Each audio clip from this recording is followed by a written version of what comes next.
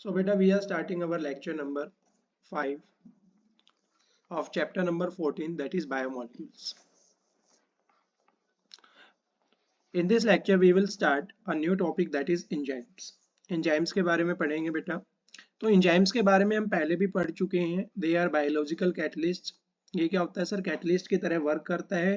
Catalyst क्या करता है बेटा? रिएक्शन को फास्ट या स्लो करने का काम करता है. रिएक्शन को फास्ट या फिर स्लो करने का काम करता है, as well as bond breaking के लिए भी यूज होता है. तो इसी तरीके से अगर हमारे पास कोई बायोलॉजिकल कैटलिस्ट है, दैट इज बायोलॉजिकली एक्टिव, उन कैटलिस्ट को हम क्या बोलते हैं? एंजाइम्स बोलते हैं. Chemically all enzymes are globular proteins. अगर बात करें बेटा इनकी केमिकल फॉर्मूला की, तो केमिकली जितने भी एंजाइम्स होते हैं सारे के सारे क्या होते हैं? ग्लोबुलर प्रोटीन्स की तरह एग्जिस्ट करते हैं.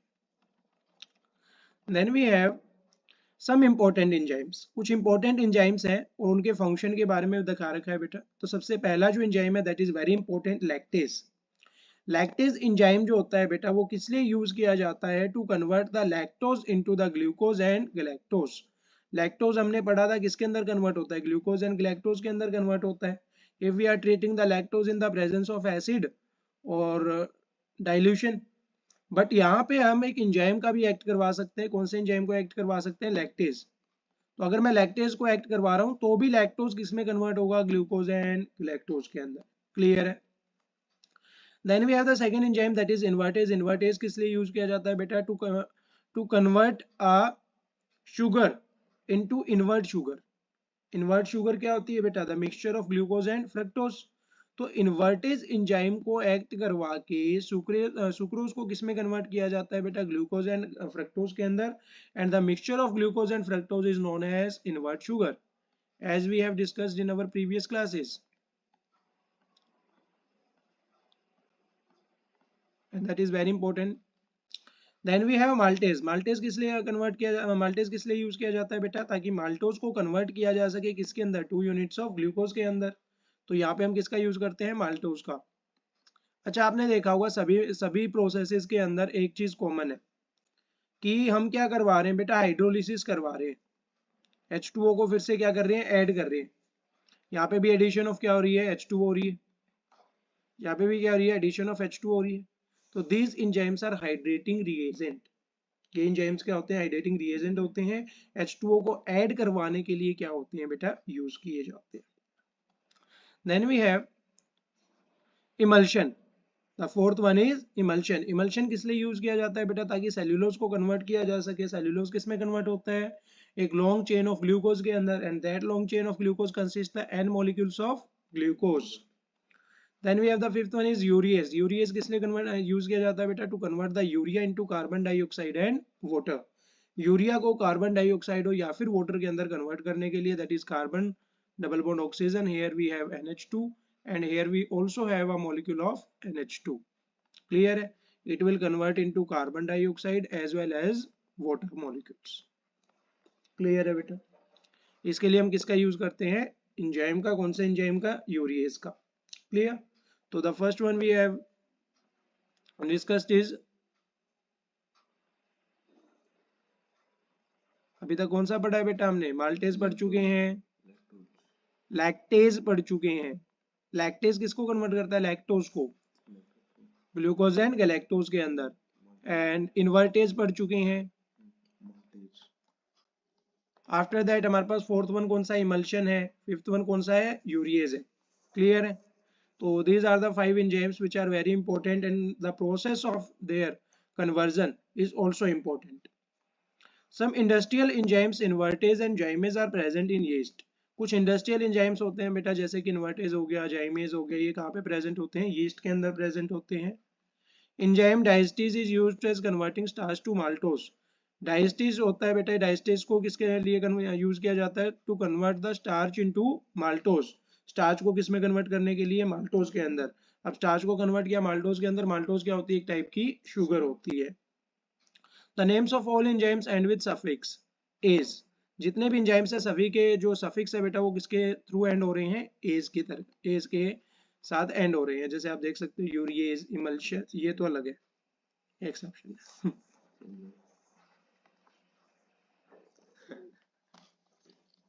After that properties of enzymes, enzymes की प्रॉपर्टीज के बारे में पढ़ेंगे बेटा। तो सबसे पहली प्रॉपर्टी है enzymes are required only in small amounts. Small amounts के अंदर हमें एंजाइम्स की रिक्वायरमेंट होती है, ऐसा नहीं है कि हमें बहुत सारे एंजाइम्स डालना पड़ता है, बिल्कुल स्मॉल अमाउंट ऑफ एंजाइम हम एक्ट करवाते हैं। जैसे आपने देखा हो एक ब्रेड है, तो ब्रेड के अंदर एक छोटा सा बैक्टीरिया लग गया तो ये पूरा ब्रेड खराब हो जाता है। तो इसी तरीके से एंजाइम्स हमें बहुत स्मॉल अमाउंट के अंदर चाहिए होते हैं, क्योंकि अपने आप को क्या करते हैं, क्लोनिंग करते हैं। क्लोनिंग वेक्टर होते हैं यहाँ पे, बार बार अपने आप को क्या करते रहते हैं, क्लोन करते रहते हैं, जिसके कारण ये जो है बेटा अमाउंट के अंदर क्या होते हैं, बहुत ज़्यादा हो जाते हैं। एंड जो भी आपका सब्सटेंस है उसको कन्वर्ट करने में क्या होते हैं, एफिशिएंट होते हैं। Then we have second one is they are highly specific. ये बहुत स्पेसिफिक होते हैं, जिस ऑब्जेक्ट के ऊपर एक्ट करना होता है उसी ऑब्जेक्ट को चूज करके उसके ऊपर क्या करते हैं बेटा, एक्ट करते हैं। Third one is enzymes are efficient catalyst. Enzymes क्या होते हैं, एफिशिएंट कैटलिस्ट होते हैं, क्योंकि वो रिएक्शन को क्या कर सकते हैं, स्पीड अप कर सकते हैं। कोई रिएक्शन हो रही है उसको क्या कर देंगे, स्पीड अप कर देंगे। और fourth one is they work at optimum pH. ये कब वर्क करते हैं बेटा, एक ऑप्टिमम पीएच पे वर्क करते हैं। ऐसा नहीं है कि आप किसी भी सॉल्यूशन के अंदर डालोगे और ये काम करना स्टार्ट कर देंगे। अगर कोई बैक्टीरिया है, ये बैक्टीरिया आपका 6 पीएच लेवल पे वर्क कर रहा है, तो you have to maintain the pH level 6 to work for the working of the bacteria. Otherwise, bacteria's work will not be convert the reactant into the product. So they maintain. We have to maintain a regular pH for the working of bacteria, as well as we have to maintain the optimum temperature.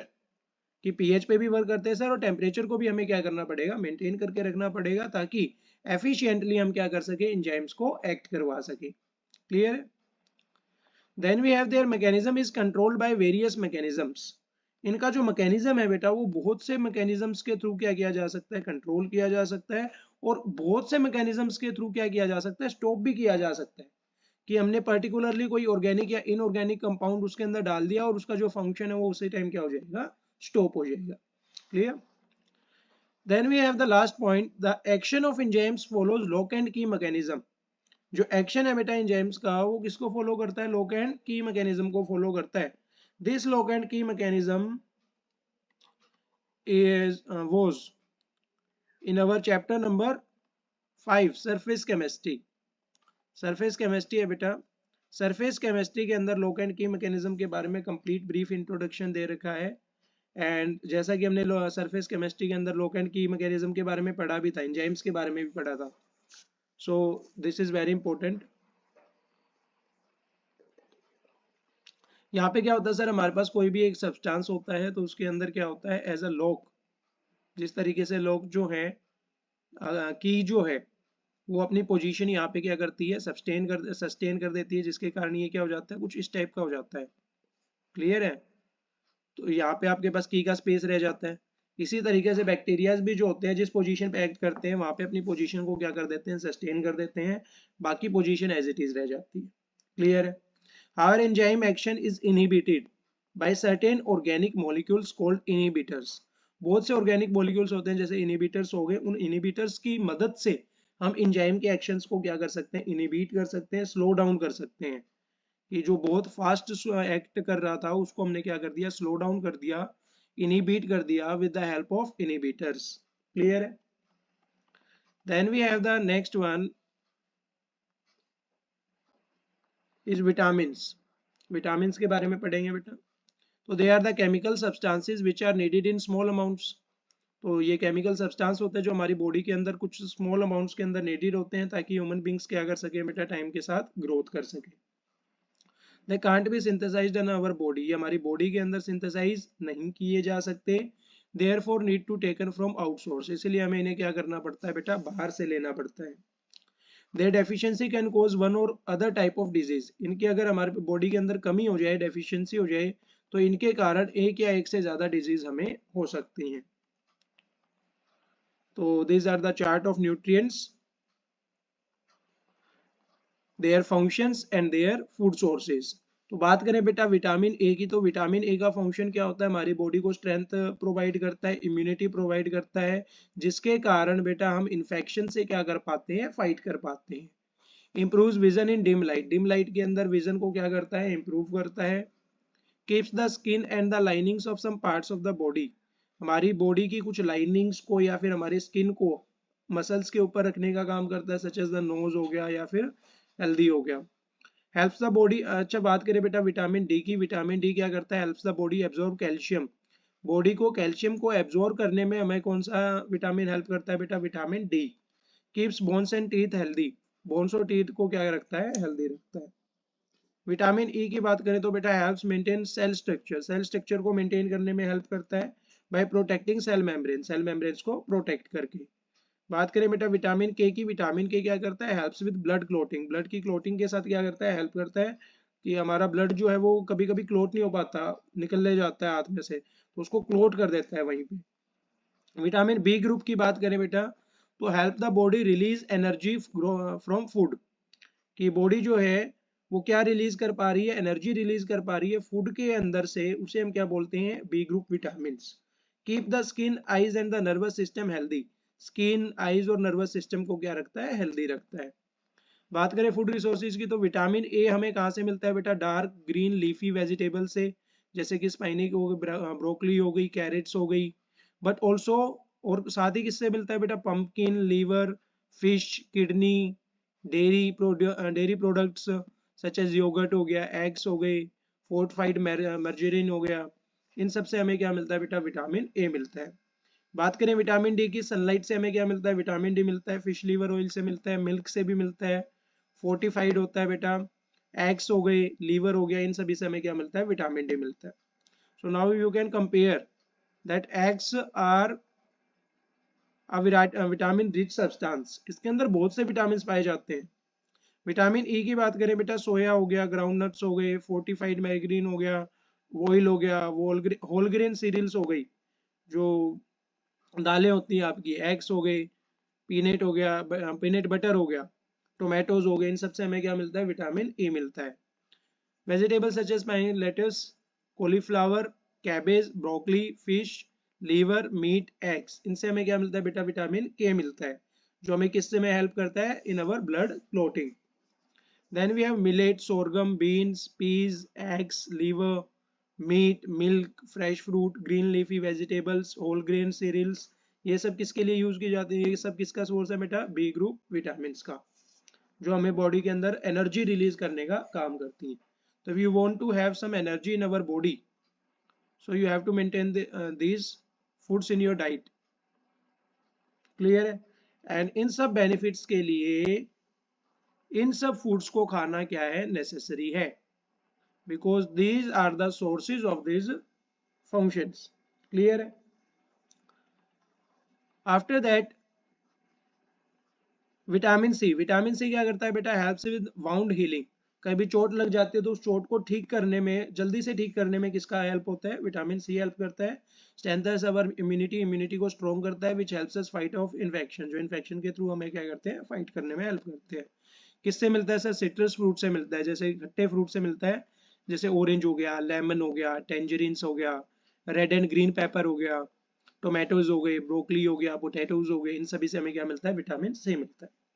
Then we have folic acid, folic acid किससे मिलता है बेटा, folic acid काम क्या करता है, helps from healthy red blood sales, क्या बनाने में हेल्प करता है, रेड ब्लड सेल्स बनाने में हेल्प करता है। Helps reduce the risk of central nervous system, central nervous system का जो रिस्क होता है उसको क्या करता है, रिड्यूस करता है। डिफेक्ट सच एज स्पाइना, बाइफिडिया इन अनबोर्न बेबीज, अनबोर्न बेबीज के अंदर कुछ डिफेक्ट आ जाते हैं, उन्हें भी क्या करता है, ठीक करता है। किससे मिलता है sir, leafy green vegetable such as spinach, broccoli, lettuce, liver, beans, peas, fruits हो गए जैसे ऑरेंजेस हो गए बेटा, बनानास हो गए, एवोकाडो हो गया, मेलन्स हो गए, इन सभी से हमें क्या मिलता है, फोलिक एसिड मिलता है। Then we have iron, you are much aware of iron, that is helps make red blood cells बनाता है, which carry oxygen around the body, जो हमारी बॉडी के अंदर क्या करता है, ऑक्सीजन को कैरी करता है। एज यू नो हमारी बॉडी के अंदर हेमोग्लोबिन होता है, तो हेमोग्लोबिन के अंदर भी क्या होता है बेटा, आयरन एंड पोटेशियम सोल्ट्स होते हैं, क्लियर है। तो इसका क्या यूज होता है बेटा, कहाँ से मिलता है ये, लीवर से, मीट से, ओफल से, बीन से, millet, sorghum, ground nuts, eggs के अंदर भी क्या होता है, आयरन होता है। डार्क ग्रीन लीफी वेजिटेबल्स होती है जैसे कि एमरंथ्स एंड पार्सले, इनके अंदर भी क्या पाया जाता है बेटा, आयरन पाया जाता है। Then we have calcium, calcium के साथ भी आप मच अवेयर है, helps build strong bones and teeth. Strong bones और टीथ के लिए हमें क्या चाहिए, कैल्शियम चाहिए। Helps muscle and nervous function, muscles और नर्वस फंक्शन को हेल्प करता है। Helps to ensure blood clots normally, हमें इंश्योर करने में हेल्प करता है कि ब्लड जो है वो नॉर्मली क्लोट हो रहा है।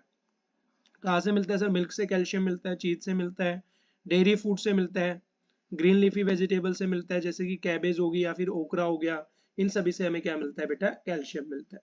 क्लियर है। तो अभी हमने क्या पढ़ा, अलग अलग विटामिन पढ़े, जिनके फंक्शंस के बारे में पढ़ा और उनके सोर्सेज के बारे में पढ़ा। अब हम पढ़ेंगे बेटा कि अगर इन विटामिन की डेफिशिएंसी हो जाए, कमी हो जाए, तो कौन कौन से डिजीज हो सकते हैं। सो अगर विटामिन ए की कमी हो जाती है बेटा, तो विटामिन ए की कमी के कारण क्या हो जाता है, लॉस ऑफ विजन हो जाता है। सिम्टम्स क्या होते हैं, पुअर विजन होता है, धुंधला दिखता है, loss of vision in darkness, darkness के अंदर दिखता ही नहीं। Sometime complete loss of vision, कभी कभी कंप्लीट ही आंखें चली जाती हैं। विटामिन बी वन की बात करें बेटा, बी वन की वजह से क्या होता है, बेरी बेरी होता है, बेरी बेरी क्या होता है, मसल्स वीक हो जाती हैं और बहुत कम एनर्जी रहती है हमारे अंदर वर्क करने के लिए। विटामिन सी की बात करें तो विटामिन सी की डेफिशिएंसी के लिए से स्कर्वी हो सकता है। स्कर्वी क्या होता है बेटा, ब्लीडिंग गम्स, गम्स जो होते हैं आपके, उनके अंदर से ब्लड आना स्टार्ट हो जाता है। Wounds take longer time to heal, चोट लग जाती है तो चोट को बहुत ज़्यादा टाइम लगता है हील होने में। विटामिन डी की बात करें बेटा, विटामिन डी की डेफिशिएंसी से रिकेट्स हो सकती है, bones become soft and band, bones जो होती हैं वो सॉफ्ट हो जाती हैं और क्या हो जाती है, बैंड हो जाती हैं। कैल्शियम की कमी से बेटा बोन एंड टूथ डीके होना स्टार्ट हो जाता है, वीक बोन्स होती हैं, टूथ के अंदर भी क्या आ जाता है, डीके आ जाता है। आयोडीन की बात करें, आयोडीन की कमी से हमारे पास क्या हो जाता है बेटा, गोइटर हो जाता है। Glands in the neck appear swollen, जो आपकी ग्लैंड्स होते हैं बेटा नेक के अंदर, वो क्या हो जाती है, सूज जाती है। मेंटल डिसेबिलिटी आनी स्टार्ट हो जाती है चिल्ड्रन के अंदर। आयरन की कमी से अनेमिया हो सकता है। अनेमिया के सिम्टम क्या है बेटा, वीकनेस, ये कमजोरी आनी स्टार्ट हो जाती है। क्लियर है बेटा। So that's all about our vitamins and enzymes. The next lecture will about nucleic acid. Clear? So thank you for that.